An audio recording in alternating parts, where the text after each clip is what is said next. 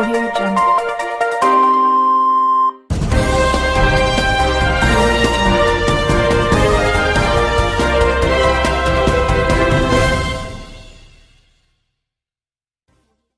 उद्धार में होकर बहुत और आप देख रहे हैं बुद्ध।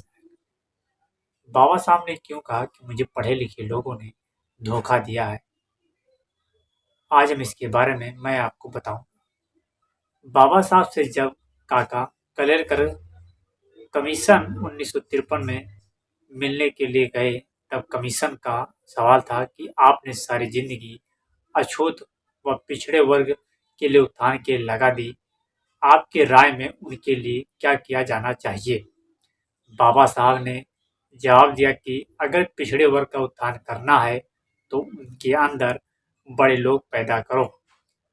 काका कलेरकर यह बात समझ नहीं पाए। उन्होंने फिर सवाल किया, बड़े लोगों से आपका क्या तात्पर्य है। बाबा साहब ने जवाब दिया कि अगर किसी समाज में 10 डॉक्टर, 20 वकील और 30 इंजीनियर पैदा हो जाएं, तो उस समाज की तरफ कोई आंख उठाकर भी नहीं देख सकता। इस वाकया के ठीक 3 साल बाद 18 मार्च 1956 में आगरा के रामलीला मैदान में बोलते हुए बाबा साहब ने कहा, मुझे पढ़े लिखे लोगों ने धोखा दिया है।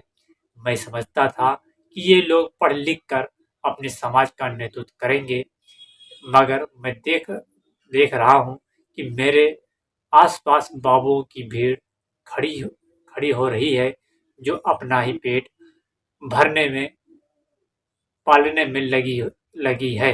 यही नहीं, बाबा साहब ने अपने अंतिम दिनों में अकेले रोते हुए पाए गए।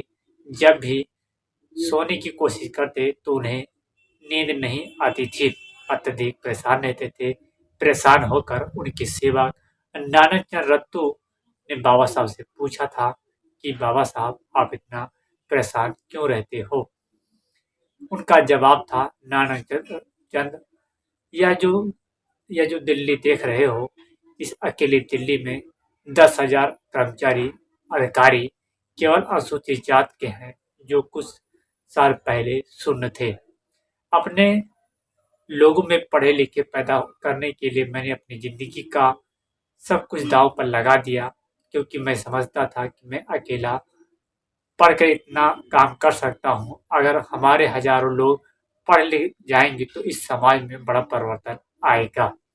मगर नाना रत्तू, जब पूरे देश की तरफ निगाह डालता हूँ तो मुझे कोई ऐसा नौजवान नजर नहीं आता जो मेरे कारवा को आगे ले जा सके। नानकचंद, मेरा शरीर अब मेरा साथ नहीं दे रहा है। जब भी मैं मिशन के बारे में सोचता हूँ तो मेरा सीना दर्द से फटने लगता है। अब आप समझ ही गए होंगे कि बाबा साहब ने पढ़े लिखे लोगों ने धोखा दिया है, ऐसा क्यों कहा। वो आज जो बाबा साहब की बातें हैं, वो कितनी सच्चाई है, ये कहने की आवश्यकता नहीं है। धन्यवाद।